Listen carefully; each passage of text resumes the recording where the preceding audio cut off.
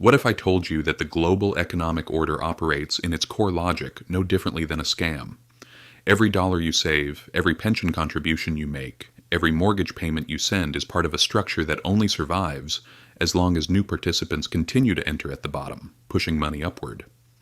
This is not a small Ponzi scheme hidden in a dark corner of finance. This is the operating system of the modern world. And the uncomfortable truth is this: the only reason this system has not collapsed yet is because governments, banks, and central banks continuously feed it with new debt, new credit, and new illusions. The real question is not whether it will break. The real question is who will be buried beneath it when it does. To understand this, we must first be clear about what a pyramid scheme actually is.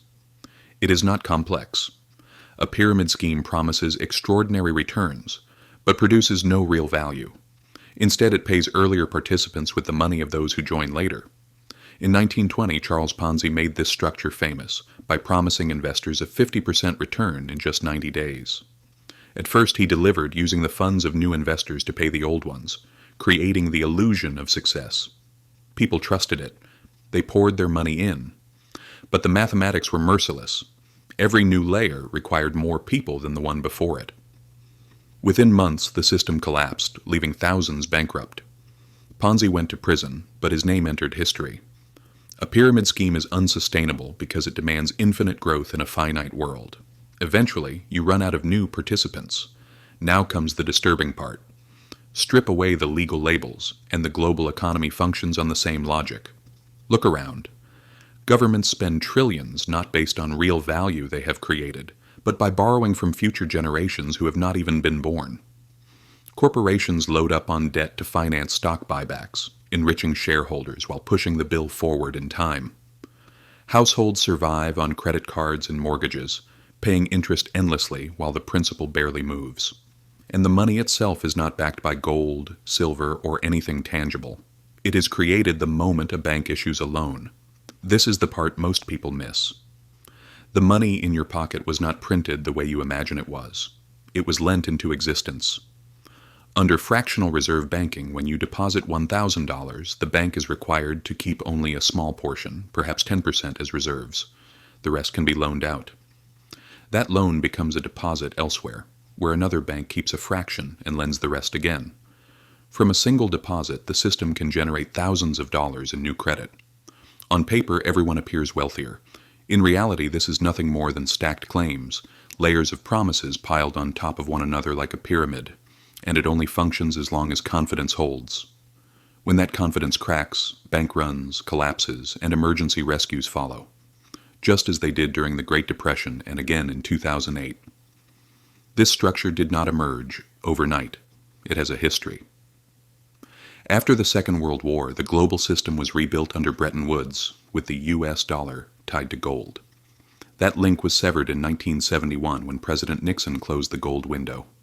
From that moment on, the world operated entirely on fiat currency, money backed by nothing but trust, and trust is fragile. To keep the system alive, governments made one promise above all others: perpetual growth. Growth financed by debt. Growth sustained by inflation.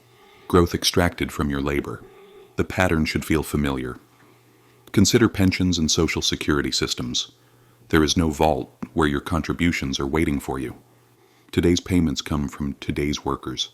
As long as the base of the pyramid expands, the system appears stable. But in aging societies, Japan, Italy, and increasingly the United States, fewer workers are supporting more retirees. The math does not work. Governments attempt to patch the gap by borrowing more and printing more money, but the hole only deepens. The housing market follows the same logic. For decades, prices rose not because homes became inherently more valuable, but because new buyers were willing, or forced, to borrow more. When affordability collapses, the illusion breaks and millions watch their wealth evaporate. Financial markets are no different. Stock valuations are driven not only by earnings, but by the belief that someone else will buy at a higher price tomorrow.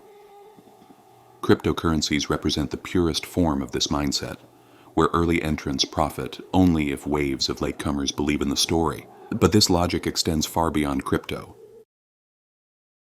When the structure begins to fail, the final authority steps in: central banks. In 2008, When the housing pyramid collapsed, central banks printed trillions of dollars. They called it quantitative easing. In reality, old debts were paid with newly created money. Losses were distributed across society while profits remained private. The pyramid did not fall. It was rebuilt on a larger scale. And the cost was paid by savers, workers, and taxpayers through inflation, austerity, and the silent erosion of purchasing power. History reveals this pattern repeatedly. The Great Depression of the 1930s. Japan's asset bubble of the 1980s. Each case shares the same DNA. Systems dependent on endless new money and endless belief until reality intervenes. Today we call this growth. We call it stimulus. We call it the economy. But if a system cannot survive without constant injections of debt and faith, perhaps it is not a foundation at all. Perhaps it is built on sand, and we are the ones holding it up from below. Global debt now exceeds $300 trillion. More than 3 times the world's annual economic output. Humanity effectively owes 3 years of total labor just to break even. Yet policymakers insist that the solution is always more borrowing, more expansion, more future promises to repair present failures.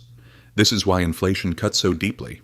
Inflation is the pyramid demanding its sacrifice. When money is created faster than real value, wages, savings, and pensions lose purchasing power. Inflation is not an accident. It is the cost of keeping the system alive one more year.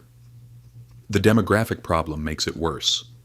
Retirement systems depend on younger workers supporting older populations, but birth rates are falling, while life expectancy rises. In Japan, adult diapers now outsell baby diapers. This is not just a demographic statistic. It is an economic warning. Every major crisis of the past century followed the same response. Never reset the system, expand it. Push the reckoning further into the future. The winners are always the same, those at the top. Banks collect interest on money they created out of nothing. Corporations issue debt to inflate stock prices. Politicians promise benefits that others will pay for later. And the latecomers, the savers and workers, are left holding the burden. This is why the pyramid analogy matters. Once you see it, you cannot unsee it. The global economy has not collapsed yet because governments possess tools Ponzi never had. The power to print money, enforce taxation, and wage wars to secure resources. But the structure remains the same. It requires endless expansion. And no pyramid grows forever. The lesson is simple. This system was not designed to serve you. It was designed to protect itself. Inflation, debt, and bailouts are not flaws. They are features. Real wealth does not exist in the system's promises. It exists in what can survive outside it: skills, networks, tangible assets, and diversified holdings that endure when belief collapses. The global economy may not legally be a pyramid scheme, but structurally it rhymes with one. And history teaches us this clearly. Those who mistake a pyramid for a foundation are always the ones crushed beneath it. History does not repeat, but it rhymes.